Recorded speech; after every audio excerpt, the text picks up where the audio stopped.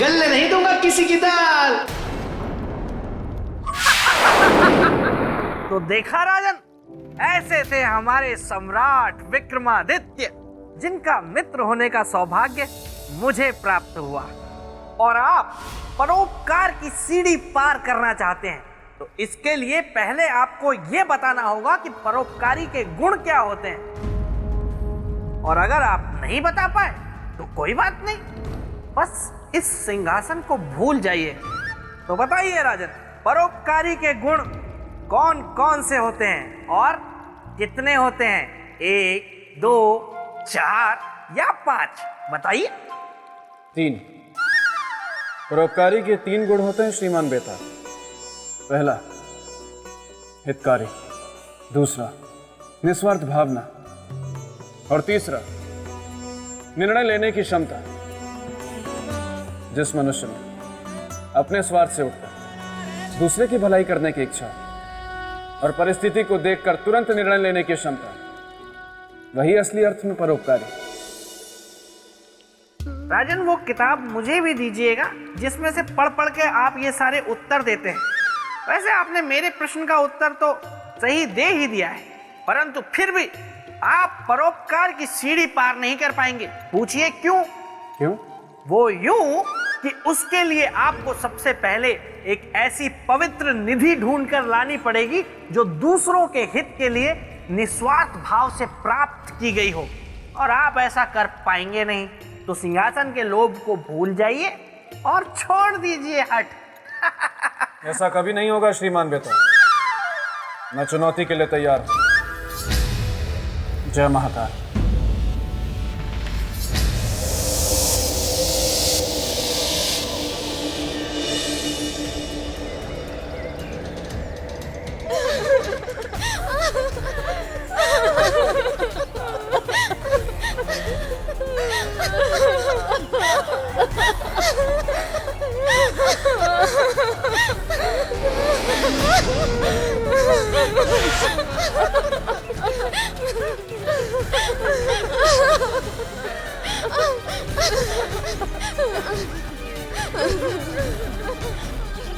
इस घने जंगल में एक साथ कई स्त्रियों के रोने की आवाज, क्या दुख हो सकता है इन्हें? मुझे देखना चाहिए और उनकी सहायता करनी चाहिए।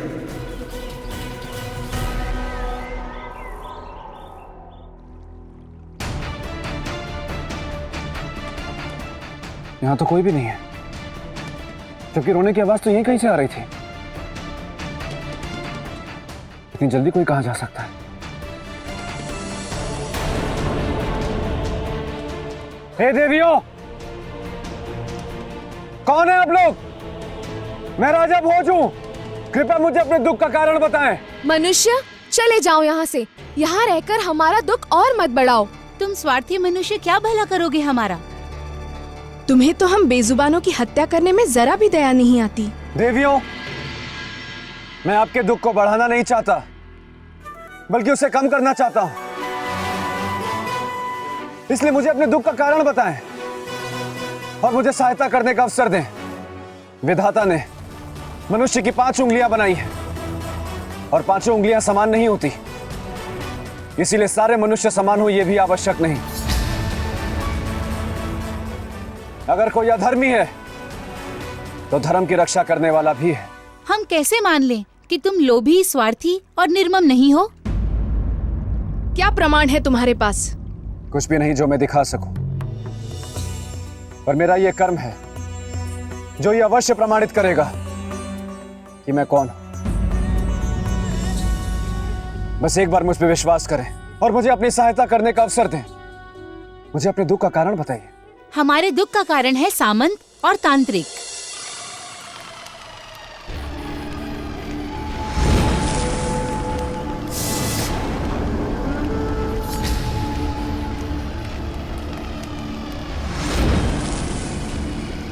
ऐसा क्या किया उन्होंने देवियों? उन्होंने हमारी राजकुमारी मत्स्यगंधा को बंदी बना लिया। और बंदी बनाने का कारण? लोभ। लोभ? किस बात का? उनकी आंसुओं की आहुति का। उससे क्या लाभ होगा? सामंत, अब हम इस हवन कुंड में मत्स्यगंधा के आंसुओं की बलि देंगे उसके बाद सबसे पहले ये दक्षिण मुखी शंख सोने का हो जाएगा और आप अपने हाथों इसे बजाएंगे और इसकी ध्वनि जहां जहां तक जाएगी वहां वहां तक हर लोहे की वस्तु सोना हो जाएगी। तो देर किस बात की? शुरू कीजिए। मत्स्यगंधा के आंसू चाहिए। मत्स्यगंधा अपने आंसू दे। नहीं दूंगी। मेरे प्राण भी ले लोगे तब भी नहीं दूंगी। हमें दंडित करने के लिए विवश न कर।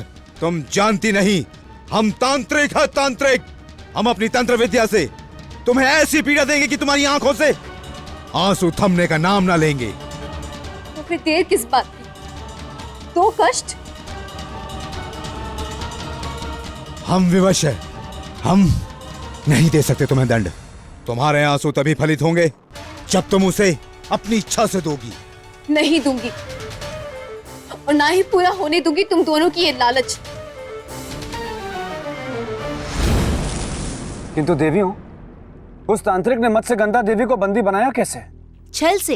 एक दिन की बात है, सामंत नदी किनारे बैठकर छाती पीट पीट कर रोने लगा। वो डूबकर जान देने लगा था। मत्स्यगंधा को उस पर दया आई तो जान देने का कारण पूछा। सामंत ने अपने पाप काटने के उपाय स्वरूप जल परियों को भोजन खिलाने की बात कही। उसने ये भी कहा वो जो भोजन देता है उसे आप जल परियां ग्रहण नहीं करती हैं, जो सच भी था।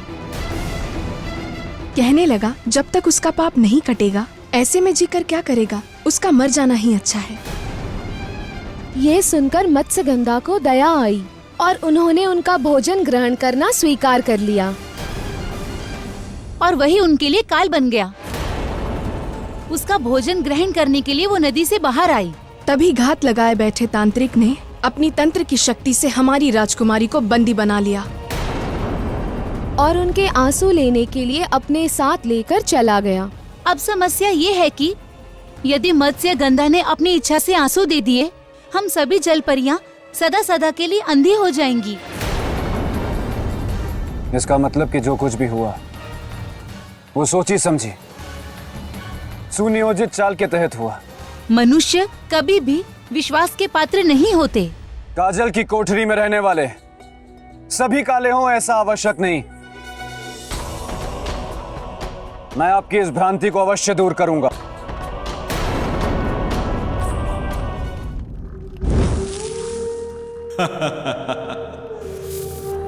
मत्स्यगंधा, मैंने तुझे बहुत भोजन दिया, परंतु अब उस भोजन के एक एक दाने का हिसाब लूंगा मैं।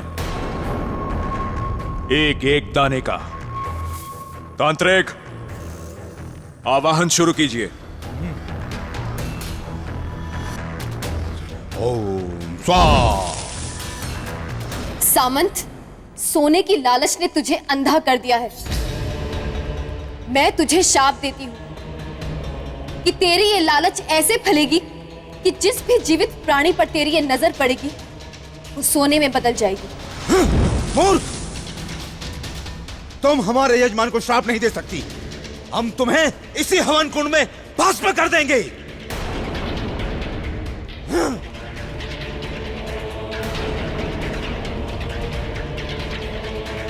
भगवान विष्णु के हाथों में विराजने वाले हे दशमुखी शंख, इन पापियों से मेरी रक्षा करो।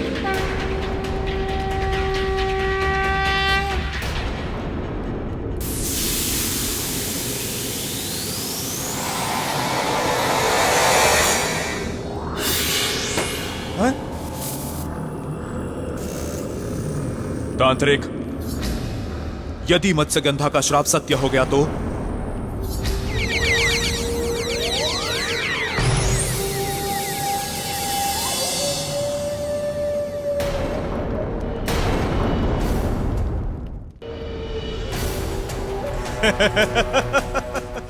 सामंत, चमत्कार, चमत्कार हो गया सामंत। अब मैं कुछ भी सोने का बना सकता हूं, किसी को भी सोने का बना सकता हूं। मैं सबको सोने का बना दूंगा। मैं जहां भी देखूंगा सोना बनेगा। सोना बनेगा, हर तरफ सोना ही सोना। सामान देवी मत्स्यगंधा को कुछ भी नहीं होगा। मैं आप सबको वचन देता हूं कि मैं उन्हें वापस लेकर आऊंगा, सुरक्षित और सकुशल। आपके इस वचन के पीछे का स्वार्थ क्या है? कुछ भी नहीं, ये सब मैं आप लोगों के हित के लिए कर रहा हूं। मुझ पर विश्वास रखें और मुझे आज्ञा दें।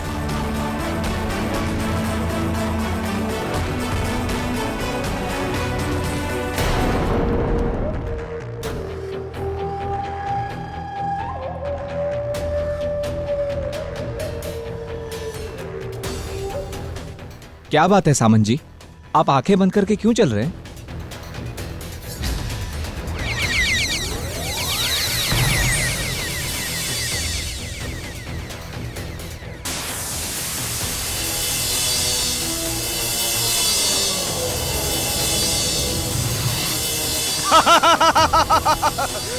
मैं स्वर्ण लोक बसाऊंगा, स्वर्ण लोक का स्वामी बनूंगा। मैं जिसे भी देखूंगा वो सोने का बन जाएगा।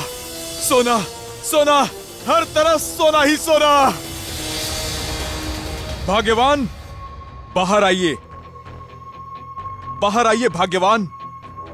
हम आपके लिए एक शुभ समाचार लाए हैं। कहिए स्वामी। अरे इसे क्या हुआ? मैंने वरदान पा लिया। मत्स्यगंधा ने मुझे वरदान दे दिया। कैसा वरदान?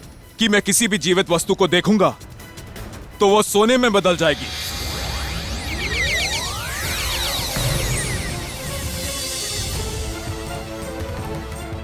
ये वरदान नहीं, शाप है। आप लोभ में इतने अंधे हो गए हैं कि आपको शाप और वरदान में अंतर समझ नहीं आ रहा। बहुत बड़े पापी हैं आप। मूर्ख स्त्री, कोसना बंद कर। अरे तू क्या जाने सोने का मोल। अब मैं लंकापति रावण की तरह अपनी सोने की नगरी बनाऊंगा। इस संसार का कुबेर बनूंगा मैं। कुबेर भी मेरा दास होगा। मुझे गांव जल्दी पहुंचना होगा, अन्यथा भारी अनर्थ हो जाएगा।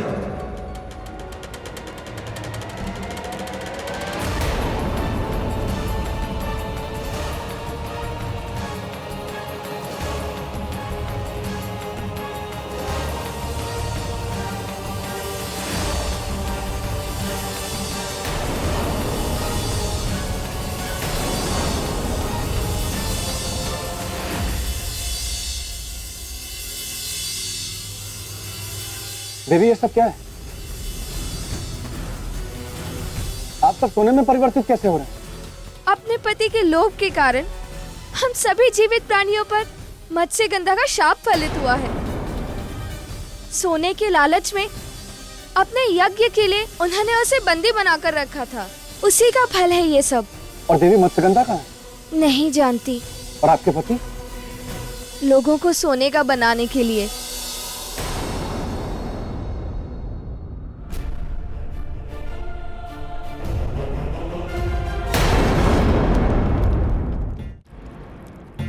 मैं हूं बेताल, गलने नहीं दूंगा किसी की दाल। जाकर देखता हूं कि राजा भोज अब क्या तिकड़म भिड़ाएंगे और कैसे खिचड़ी पकाएंगे, क्योंकि ये परीक्षा बहुत ही कठिन परीक्षा है।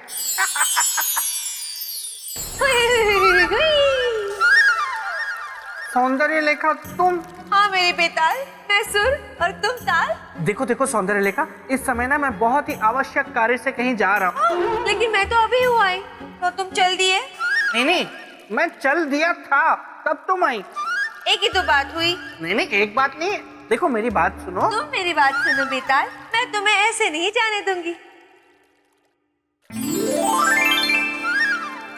ये देखो, तुम्हारे लिए प्रेम अंगोछा हुलाई।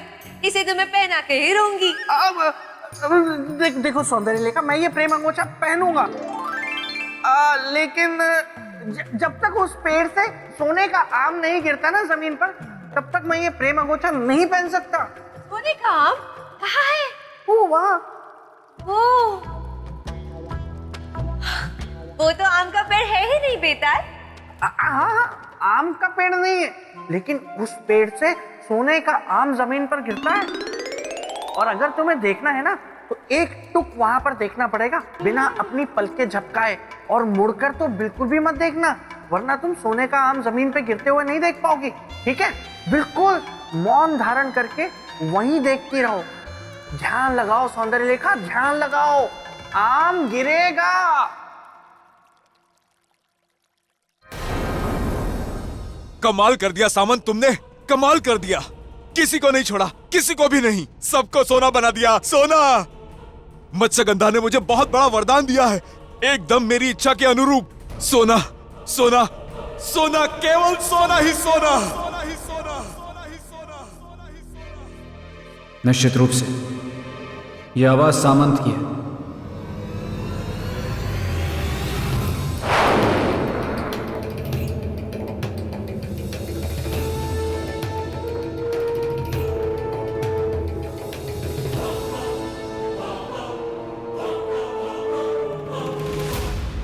मेरी आंखों में वो शक्ति है कि जिसे देखूं वो सोना बन जाए। संसार वालों, अपनी कुशलता चाहते हो तो मुझसे बच के रहना, अन्यथा अपने जीवन से हाथ धो बैठोगे। सबको सोने का बना दूंगा, सबको। किंतु सामंत, तुम सोने के नहीं हो, तुम एक इंसान हो जो मिट्टी का होता है। तुम में भी जीवन है, और जीवन का अर्थ होता है भूख, प्यास, सर्दी, गर्मी, जो सोने से नहीं मिटती, सोने से नहीं बुझती।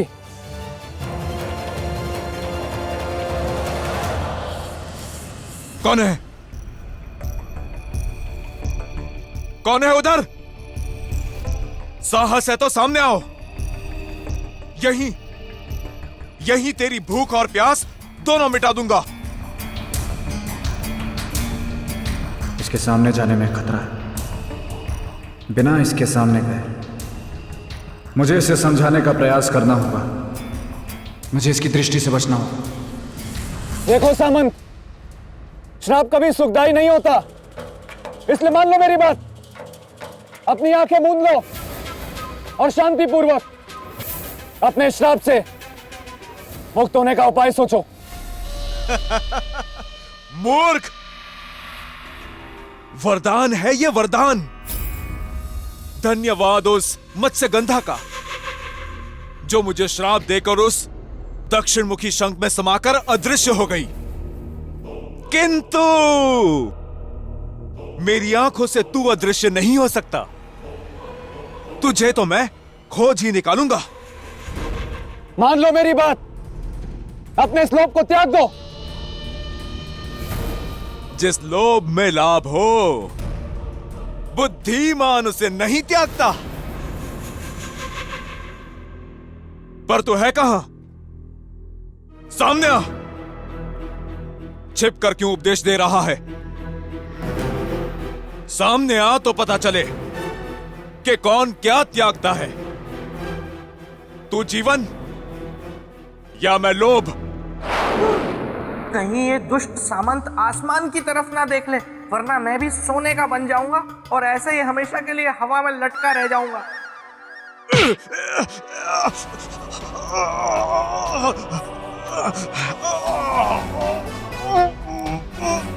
अपने इस लोभ को त्याग दो सामंत, त्याग दो। छोड़ मुझे, छोड़। मैं तुझे अभी सोने का बनाता हूं। छोड़ दे मुझे।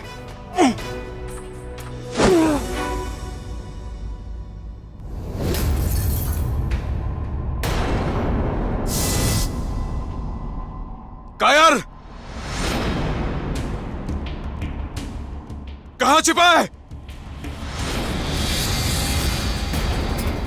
सामने आ, सामने आ। कहां छिप गया?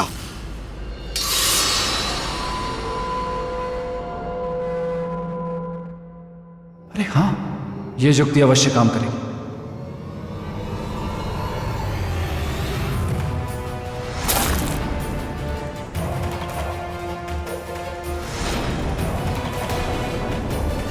अब तू भी बनेगा सोने का।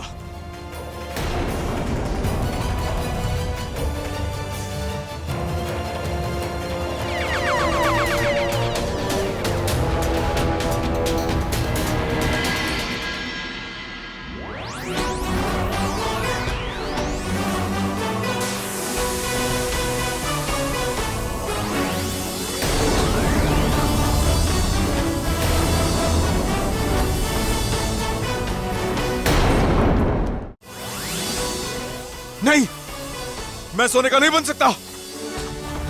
मुझे सोने का नहीं बनना, बचाओ मुझे। इंसान जो बोता है वही काटता है सामंत, किंतु अभी भी समय, तुम अपने श्राप से मुक्त हो सकते हो। मुझे बताओ कि मत्स्यगंधा कहाँ है? मत्स्यगंधा मुझे श्राप देखे दक्षिण मुखी शंख के साथ अदृश्य हो गई।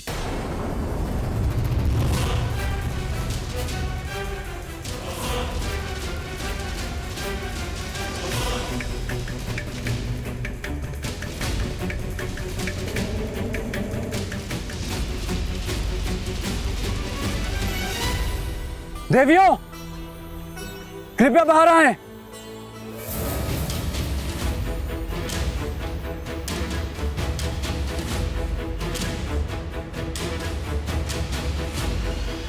क्या हुआ राजन? देवियों, कृपया देवी मत्स्यगंधा को बुलाएं। मत्स्यगंधा यहाँ कहाँ है? यहाँ नहीं है? नहीं। और वहां भी नहीं है। सामंत के अनुसार वो उसे श्राप देकर कहीं अदृश्य हो गई, और मुझे लगा कि वो यहां अपने लोग वापस आई होंगे, और शंख ने उसकी रक्षा की, और उन्हें इस जगह के अलावा और कहां ले जा सकता है? मुझे तो लग रहा है कि वो दोनों किसी संकट में तो नहीं।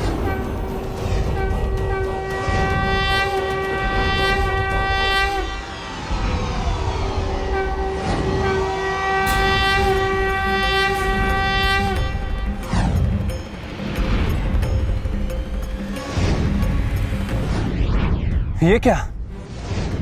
धरती लोक के सभी शंख कहां जा रहे हैं? देवियों, ये मैं क्या देख रहा हूं? ये तो सच में आश्चर्य की बात है मनुष्य। ये सारे शंख आकाश मार्ग से कहां जा रहे हैं? क्या पता? कहीं ऐसा तो नहीं कि देवी मत्स्यगंधा इन्हीं शंखों में से किसी एक में हो? बहन, आपकी शंका सही है, क्योंकि ये सारे शंख दक्षिण मुखी हैं।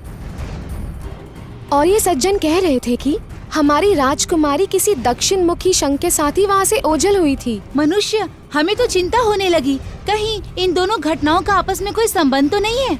मैं इस रहस्य से पर्दा अवश्य उठाऊंगा। आप मेरी प्रतीक्षा करें, मैं शीघ्र वापस आऊंगा।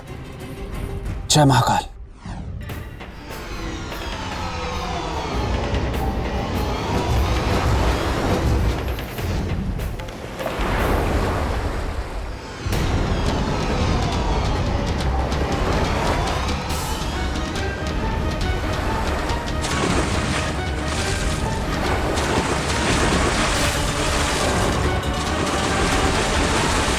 ये तो मैं पहली बार देख रहा हूं कि ये सारे शंख जो एक बार समुद्र से बाहर आ गए, वो पुनः समुद्र में वापस लौट रहे हैं। क्या कारण हो सकता है उनका इस प्रकार पृथ्वी से वापस लौटने का? कहीं कोई संबंध तो नहीं इनमें और देवी मत्स्यगंधा के अदृश्य होने और एक इस भाव का संकेत? शुभ का या अशुभ का? किससे पूछूं? हाँ, ऋषि मुनि बता सकते, उन्हें इसका अर्थ अवश्य ज्ञात होगा। मुझे उनके पास चलना चाहिए अपनी इस समस्या को लेकर।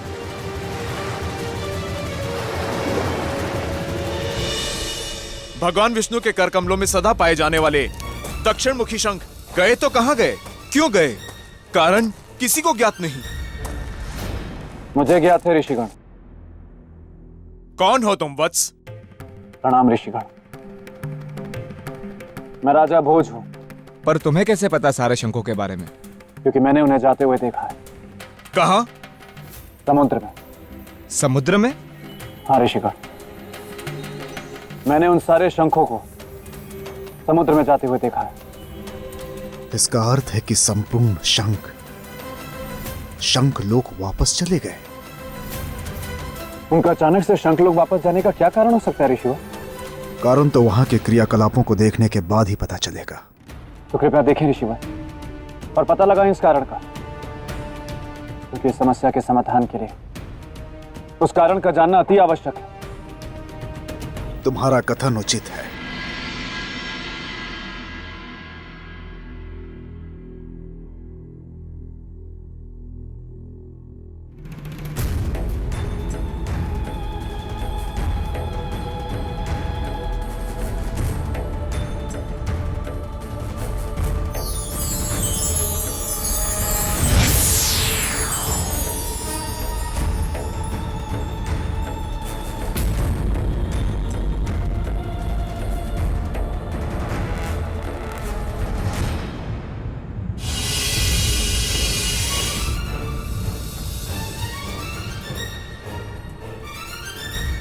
किसने बुलाया हमें यहाँ पे?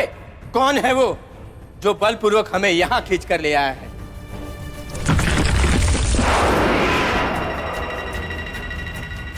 मैं लाया हूं तुम लोगों को यहां अपनी आसुरी शक्ति से खींचकर। कौन हो तुम? देता हूं परिचय।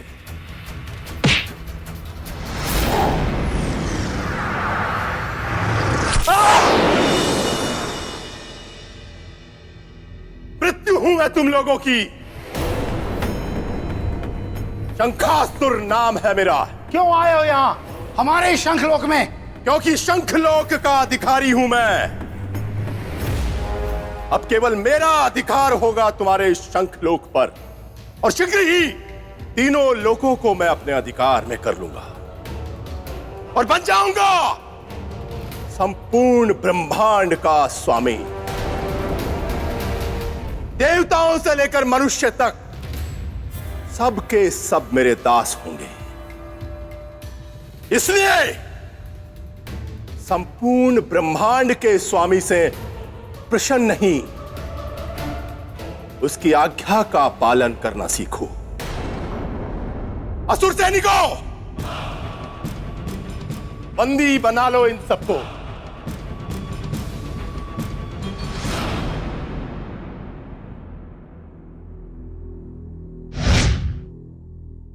ऋषिवर, ये तो घोर अत्याचार है। शंखासुर ने तो शंखलोक पर अपना अधिकार जमा लिया और धर्म पर भी अपना अधिकार जमा लिया, और देवी मत्स्यगंधा का भी जीवन संकट में है। मत्स्यगंधा का जीवन? हाँ ऋषिवर, जब तांत्रिक ने सामंत को देवी मत्स्यगंधा का आंसू लाने को कहा, तब देवी मत्स्यगंधा ने सामंत को श्राप दे दिया, और तब तांत्रिक के क्रोध से बचने के लिए दक्षिण मुखी शंख ने उन्हें अपने अंदर संभाल लिया। इसलिए मुझे पूर्ण विश्वास है ऋषिवर कि देवी मत्स्यगंधा भी दक्षिण मुखी शंख के साथ ही हूं।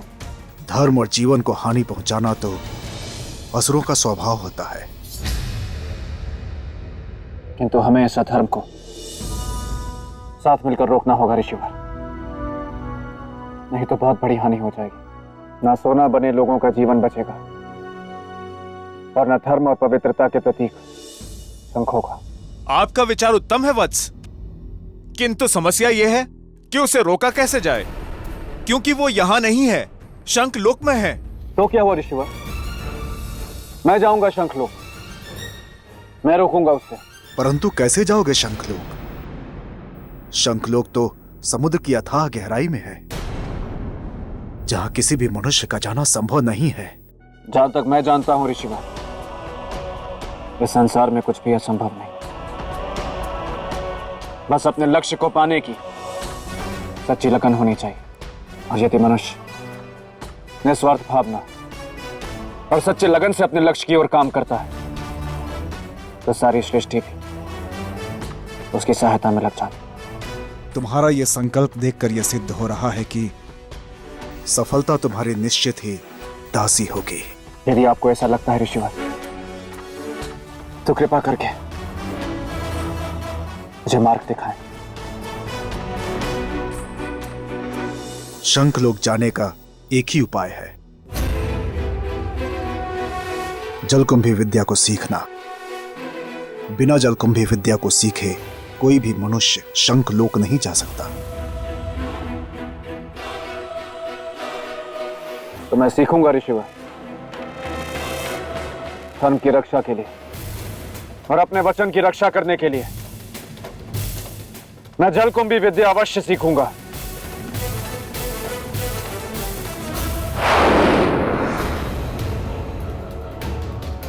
मित्र, बाहर जाने का मार्ग भी नहीं मिल रहा।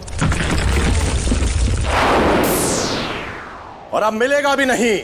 तुम सब यहीं मेरे बंदी बनकर रहोगे सदा सदा के लिए, और धीरे धीरे मैं तुम सबको नष्ट करूंगा और अकेला इस शंखलोक का अधिकारी बन जाऊंगा। राज करूंगा मैं इस शंखलोक पर, अकेला स्वामी बनकर। राजन! मान बेताल, आप यहाँ? हाँ राजन, मैं, और देखिए मुझे घबराहट के कारण कितनी कपकपी हो रही है। आप तो कांपते हुए दिख नहीं रहे। कपकपी अंदरूनी है ना, इसीलिए आपको दिखाई नहीं पड़ रही, पर हो रही है। पर आपकी घबराहट का कारण क्या है? आपकी वजह से मैं चिंतित हूँ। मेरी वजह से? राजन, आप जिस कार्य को करने के लिए जा रहे हैं ना, उससे आप बहुत बड़ी मुसीबत में फंस सकते हैं। इसलिए अभी भी समय है, वापस लौट चलिए। तो फिर परोपकार की परीक्षा का क्या होगा? अरे भूल जाइए परीक्षा वरीक्षा। और सिंहासन? भूल जाइए सिंहासन विंहासन। और श्रीमान बेताल आप? अरे भूल जाइए बेताल वेताल। मेरा मतलब है कि देखिए राजन, जब प्राण ही नहीं रहेंगे तो फिर आप सिंहासन का क्या करेंगे? नहीं श्रीमान बेताल, जिस परोपकार को करने का बीड़ा मैंने उठाया, जब तक उसे पूरा नहीं कर लेता तब तक मैं वापस नहीं जाऊंगा। अच्छा, मुझे अनुमति दीजिए। जय महाकाल। लेकिन बहुत ही जिद्दी है राजन, महाहठी, लेकिन मैं भी कम नहीं हूँ। ये डाल डाल तो मैं पात पात। मैं भी देखता हूँ मेरे होते ये कैसे पहुँचते हैं सिंहासन तक। तुम जिस विद्या को सीखने के लिए इतने आतुर हो, वह विद्या कितनी दुर्लभ है। उस विद्या की दुर्लभता ही है कि अब तक के सृष्टि में उस विद्या को केवल 2 ही व्यक्ति सीख पाए हैं। ऋषिवर, चाहे यह विद्या कितनी भी दुर्लभ क्यों ना हो, इसे मैं सीखूंगा अवश्य। लेकिन इस महान विद्या को सीखने से पहले मैं उन 2 महान विभूतियों का नाम जानना चाहूंगा जो ये विद्या जानते थे, ताकि इस ज्ञान की प्रक्रिया को प्रारंभ करने से पहले उन्हें नमन कर सकूं, उनका आशीर्वाद ले सकूं। कृपया मुझे उनका नाम बताएं ऋषि। राजन, एक तो लंकापति रावण और दूसरा दुर्योधन।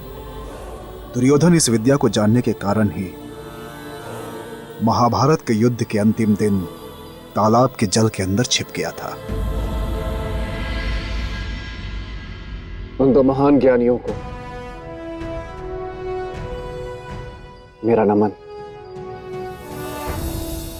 हाँ वत्स, एक बात और जिसके बारे में मैं विशेष रूप से तुमसे उल्लेख करना चाहता हूं। क्या गुरुदेव? इस विद्या को सीखने की कुछ शर्तें हैं। बताइए। यदि कोई भी व्यक्ति इस विद्या को सीखना चाहता है तो उसके अंदर तनिक भी स्वार्थ की भावना ना हो और परोपकार की भावना से वो ओतप्रोत हो। यदि इन दोनों में से किसी में भी थोड़ी भी कमी हुई तो उसका जीवन संकट में पड़ सकता है। ऋषिवर, यदि किसी के प्राणों की रक्षा करने के लिए मुझे अपने प्राण भी गंवाने पड़े, मुझे तनिक भी चिंता नहीं। और रही निस्वार्थ परोपकार की भावना की बात, तो उसका प्रमाण मेरे कर्म देंगे, मेरी वाणी में। अब जलकुंभी विद्या सिखाने की तैयारी कीजिए।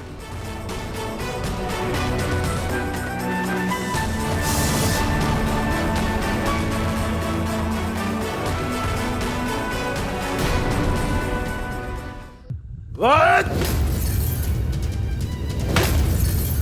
What?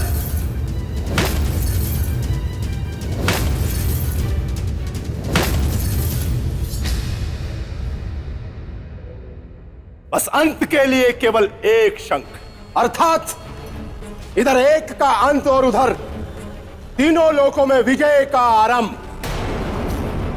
शंख तुम्हारे समाप्त होते ही शंकासुर पाताल लोक का स्वामी बन जाएगा। विजय पथ पर एक पग आगे बढ़ जाएगा शंकासुर।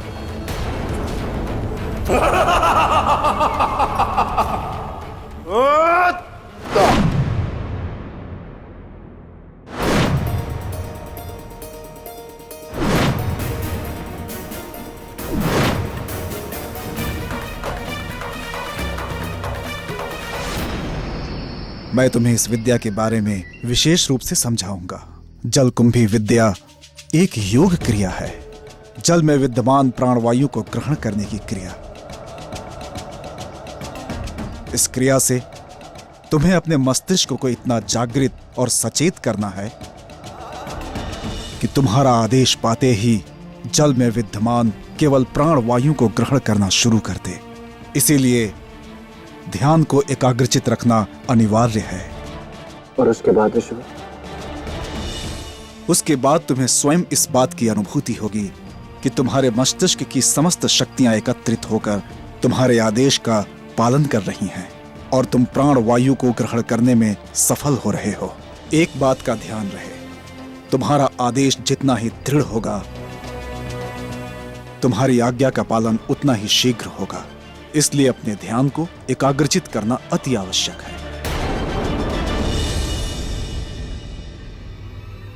समझ गया ऋषिवर, जैसा आपने कहा है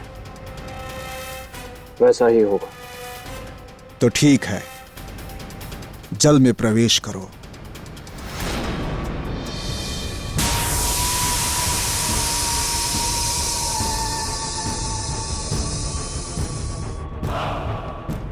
मूर्ख शंख, शंखासुर कल बल छल सब जानता है, उससे बचना कठिन ही नहीं असंभव है।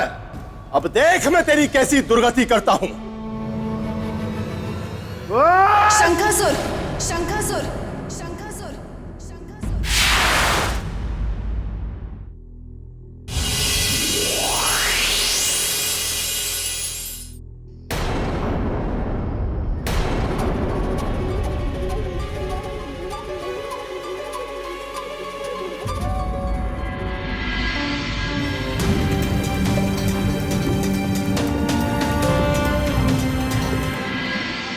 तुम्हारी सुंदरता का जवाब नहीं है सुंदर।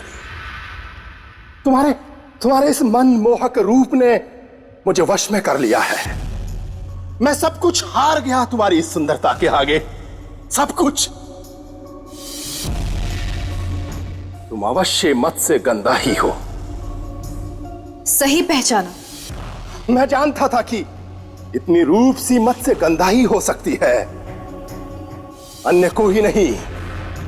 इसलिए अब यह सर्वशक्तिमान शंखासुर तुम्हें अपनी पटरानी बनाने का गौरव प्रदान करता है। चलो आओ, हम विवाह सूत्र में बंधे। शंखासुर, जल परियां विवाह नहीं करती। परंतु क्यों? विवाह क्यों नहीं करती? क्योंकि हम विष्णु भगवान के मत्स्य अवतार को ही अपने पति के रूप में स्वीकार करती हैं और उन्हीं को ही समर्पित है। विष्णु और तुम्हारे पति के रूप में? छी छी छी छी छी छी। ऐसा क्या है उसमें मत्स्य गंधा? उनमें वो शक्ति है कि जिनके कारण आज हमारा इस संसार में अस्तित्व है। उन्होंने ही मत्स्य अवतार लेकर हमारी रक्षा की थी। यदि वो ना होते तो आज हमारा कोई अस्तित्व ना होता। शंखासुर, अब रक्षा की चिंता ना करे सुंदरी। अब आज से ये सर्वशक्तिमान शंखासुर है तुम्हारी रक्षा के लिए।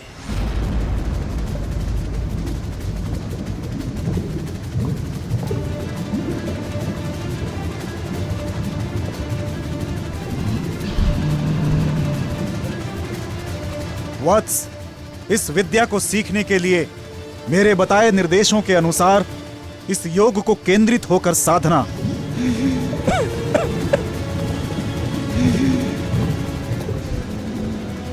जल में विद्यमान प्राणवायु को ग्रहण करने की चेष्टा करो वत्स। अपने ध्यान को केंद्रित करो।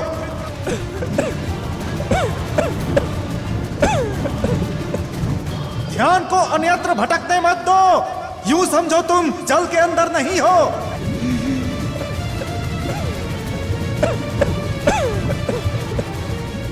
मेरी बात सुन रहे हो ना?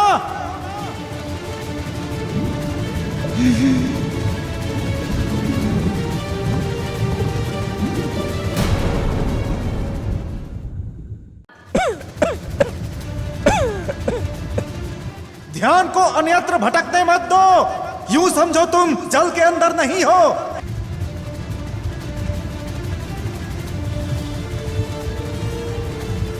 मेरी बात सुन रहे हो ना?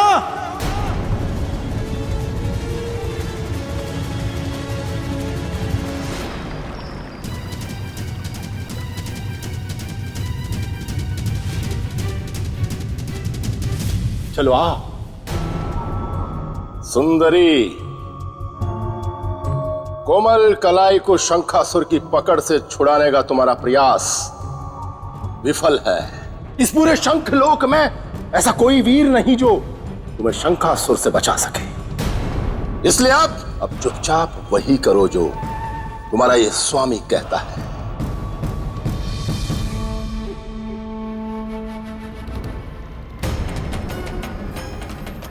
नहीं, ऐसा नहीं हो सकता है। ऐसे परोपकारी राजा भोज के जीवन का अंत नहीं हो सकता। मैं उसके निकट जाऊंगा।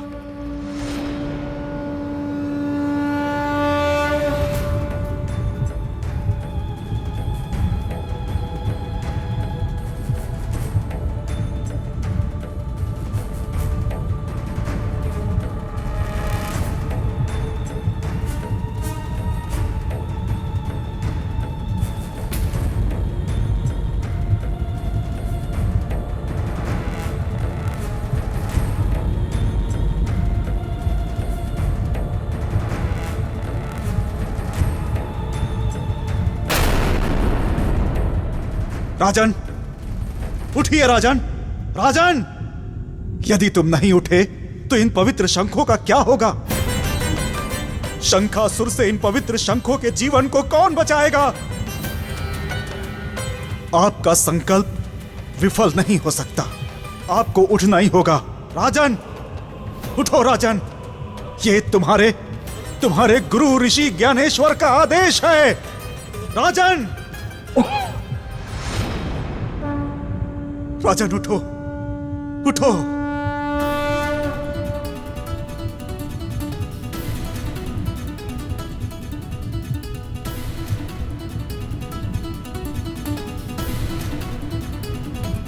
राजन, अंततः आपने समस्त बाधाओं से लड़कर जलकुंभी विद्या पर विजय हासिल कर ही लिया। यदि आप जैसा गुरु हो तो असंभव भी संभव हो जाए।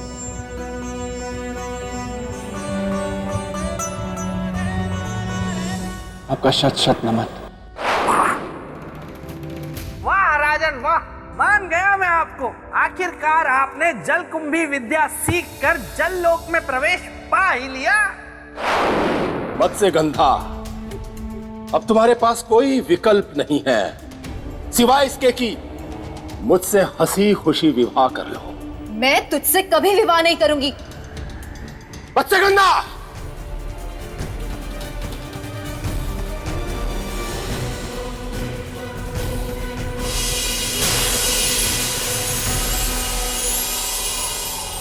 मत्स्यगंधा, तुम मुझसे बच नहीं पाओगी।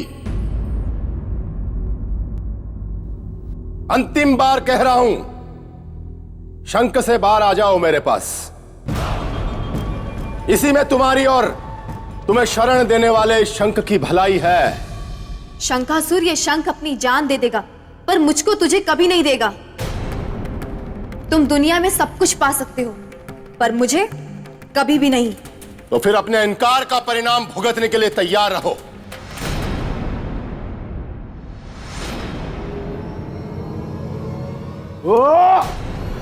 आप रुक क्यों गए? नष्ट कर दीजिए इस बैरी शंख को। मंत्री, मेरा वैरी ये शंख है, इसके अंदर बैठी मत्स्यगंधा नहीं। वो तो मेरी प्रेमिका है। यदि मैं इस शंख को नष्ट करूंगा तो मेरी मत्स्यगंधा का जीवन भी समाप्त हो जाएगा। अगर ये बात है तो हमें दक्षिण मुखी शंख को मारने का विचार त्यागना ही होगा। इसीलिए मैंने यह निर्णय लिया है मंत्री कि मैं इन दोनों को नष्ट नहीं करूंगा, इन दोनों को बंदी बनाकर रखूंगा और ऐसी जगह बंदी बनाकर रखूंगा, ऐसे अंधकार में रखूंगा कि एक प्रकाश की छोटी सी किरण पाने के लिए भी ये तरसेंगे। आप बिल्कुल सही कह रहे हैं महाराज। अगर आपकी आज्ञा हो तो मैं इनको बंदी गृह में डाल देता हूं। मंत्री, ये नेक काम तुम नहीं, कोई और करेगा।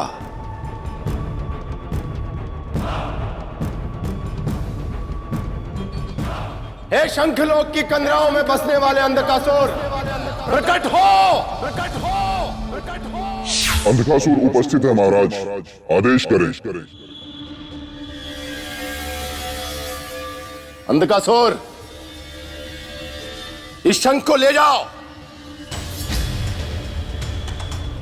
और अपने गहन अंधकार के बंदीगृह में कैद कर रखो। तब तक कैद करके रखो जब तक इसमें छुपी मत्स्य गंधा अपनी इच्छा से बाहर आकर मुझसे विवाह करने के लिए हां न कह दे। ले जाओ इसे, ले जाओ इसे, ले जाओ इसे। आपका कोटि कोटि धन्यवाद कि आपने जलकुंभी विद्या सिखाकर मुझे इस योग्य बनाया कि मैं शंखलोक में प्रवेश कर सकूं, उसके रहस्यों को जान सकूं, उसके भेदों को जान सकूं और शंखासुर के आतंक से सारे शंखों को और देवी मत्स्यगंधा को बचा सकूं। अब मुझे आज्ञा दो। राजन, हाँ ऋषिवर। शंखलोक जाने से पहले शंखासुर के सच को जानना अनिवार्य है। क्या इतना सच जान लेना पर्याप्त नहीं कि वो एक असुर है, एक अधर्मी है? राजन, इतना ही जानना पर्याप्त नहीं है। उसके शंखों को नष्ट करने की भावना के सच को जानना अति आवश्यक है। वो शंखों को नष्ट क्यों करना चाहता है ऋषिवर? इसलिए नष्ट करना चाहता है कि इन शंखों की शंख ध्वनि से उसकी मृत्यु निश्चित है। ऐसा उसे श्राप मिला है। शंखों की ध्वनि से मृत्यु? हाँ राजन, दक्षिणामुखी शंख के शंखनाद से। और श्राप का कारण? एक समय की बात है, शंखासुर ने बेताल और बेसुरे स्वर के शोर से संपूर्ण सृष्टि को त्रस्त कर दिया था।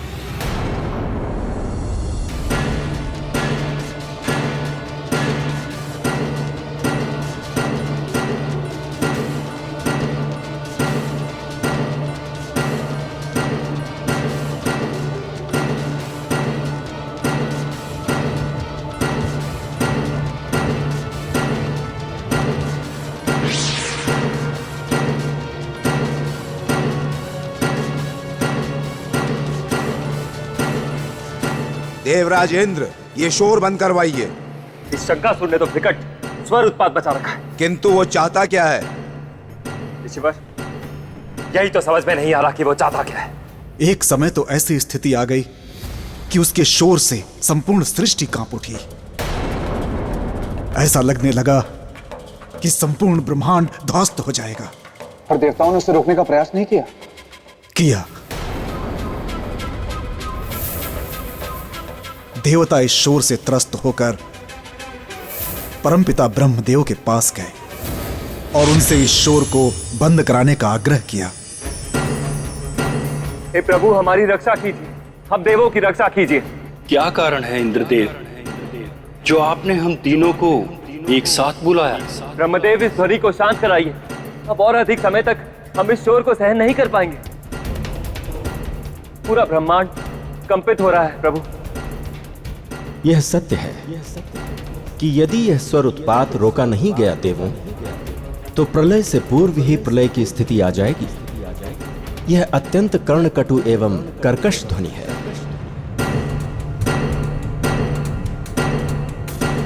जब हम देवों की ये स्थिति, ये ध्वनि हमसे नहीं सहन हो पा रही है, तो सोचिए पृथ्वी लोक के वासियों की क्या स्थिति होगी। मुझे तो यह आशंका है कि इस ध्वनि से बहुत से प्राणियों की मृत्यु हो चुकी हो। अतएव आपसे अनुरोध है कि इसका कुछ उपाय निकालिए। धैर्य रखें इंद्रदेव, इस समस्या का समाधान अवश्य निकलेगा।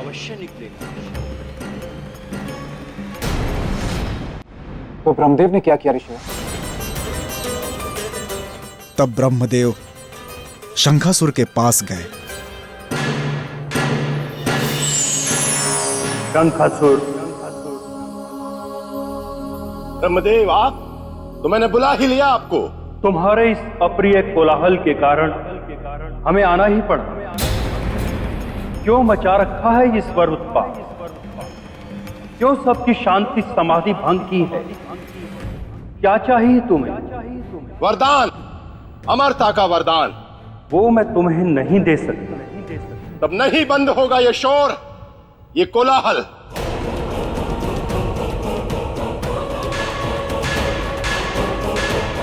शंखासुर, इस सृष्टि में कुछ भी अमर नहीं है, सब कुछ नाशवान है। तुम्हारा भी नाश होगा, तुम्हारी भी मृत्यु होगी। किंतु मैं तुम्हें वरदान देता हूं कि तुम्हारी मृत्यु का कारण दक्षिणमुखी शंख की पवित्र ध्वनि होगी।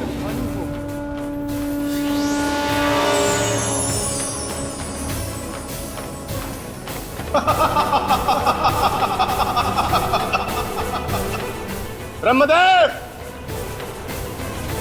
यदि दक्षिणमुखी शंख की ध्वनि मेरी मृत्यु का कारण है, तो इस संसार से मैं उस कारण को ही मिटा दूंगा। ना होंगे शंख, ना होगी उनकी ध्वनि, और ना ही मेरी मृत्यु।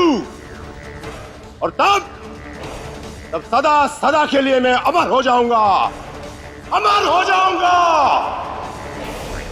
राजन, संसार में पहली बार ऐसा हुआ था कि किसी के बिना तपस्या किए हुए वरदान प्राप्त हुआ था। किंतु ऋषिदेव, अधर्मी को मिला वरदान ना तो स्थायी होता है ना दीर्घायु,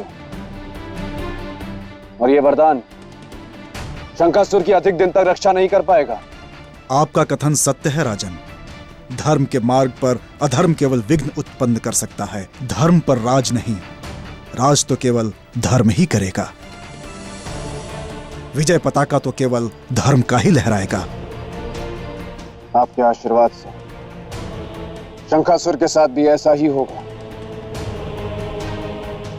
अच्छा, अब मुझे आज्ञा दे। विजयी भव। जय महाकाल।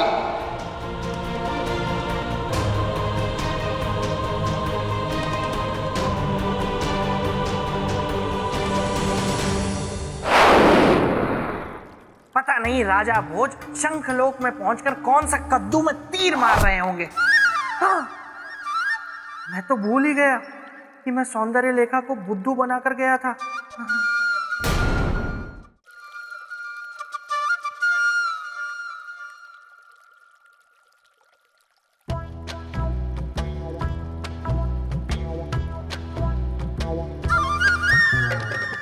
बेताल, कुछ भी हो, ये बेतालनी प्रेम तुमसे बहुत करती है। तुमसे विवाह करने के लिए इसने क्या क्या पापड़ नहीं बेले।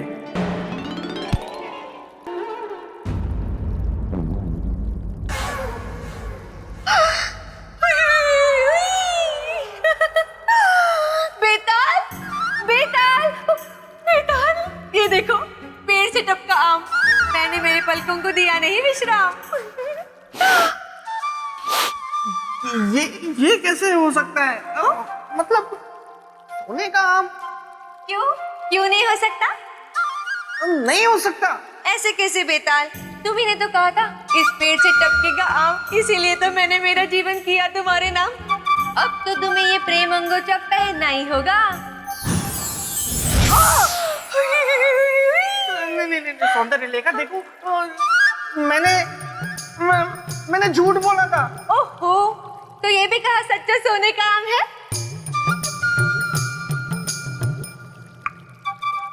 ओहो बेताल, इतना भी मत चौंको।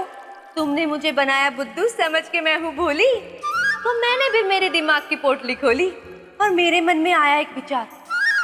मैंने सोचा क्यों ना बनाऊं मैं ही जादू से सोने का आम। तो इसका मतलब ये सब कुछ तुम्हारा किया धरा है? हाँ, अब तो तुमने ये प्रेम अंगोछा लिया है पहन, अगर इसे उतारा तो नहीं होगा सहन। अगले 6 महीनों के लिए तुम नेवला बन जाओगे और स्वयं नागराज तुमसे लड़ने आएंगे। तो बोलो, बनना है नेवला? ये तो मेरे तोते उड़ा गई। नेवला बन के कैसे लगूंगा मैं? नहीं। परंतु पहली बार ये प्रेम अंगोछा पहनकर पता नहीं क्यों बुरा नहीं लग रहा है। मन में हिलोरे उठ रहे हैं। कहीं ये प्रेम तो नहीं? शायद प्रेम ही है। गोलू, मेरे प्यारे गोलू। गोलू, मुझे दिखाओ कि राजा भोज शंखलोक में पहुंचकर क्या कर रहे हैं।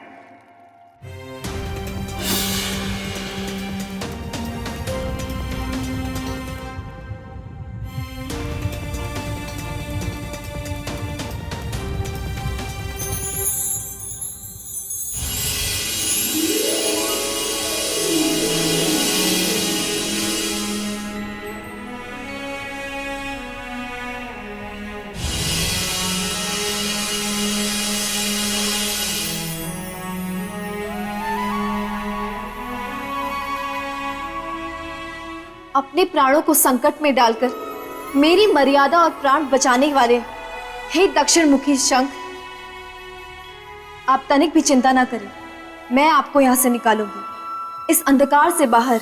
नहीं निकल सकती तुम बाहर यहाँ से, मत्स्यगंधा।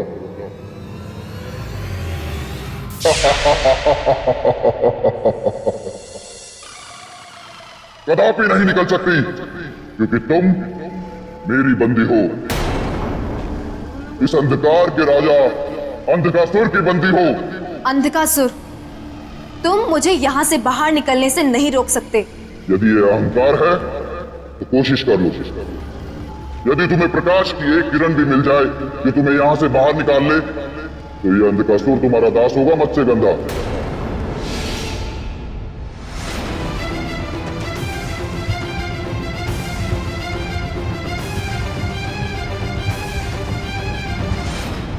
अंधकार का वातावरण बहुत ही भयावह होता है। यदि मन में साहस और विश्वास हो तो बाहरी अंधकार आपका कुछ नहीं बिगाड़ सकता। इसका अर्थ यह है कि तुम अपने विश्वास और साहस के प्रकाश के बल पर यहाँ से चली जाओगी। यहाँ के हमारे अंधकार के साम्राज्य को छोड़कर चली जाओगी। अवश्य जाऊंगी।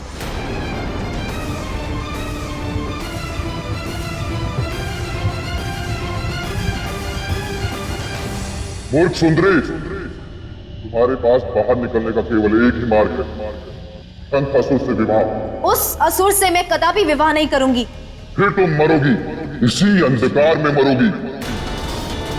ना सृष्टि का प्रकाश देख पाओगी और ना ही अपने जीवन का प्रकाश।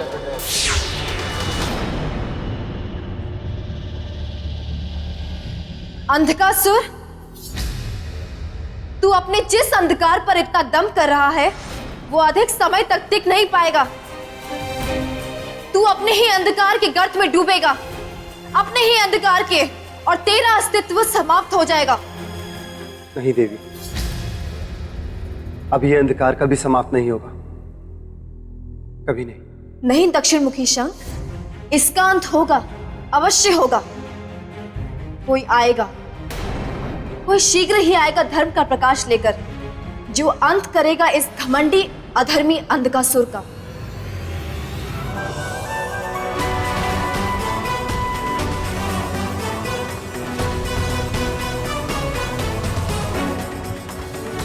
यही है शंखलोक, और मुझे सबसे पहले उन शंखों को खोजना होगा जिन्हें शंखासुर ने बंदी बनाया। और कहाँ होंगे?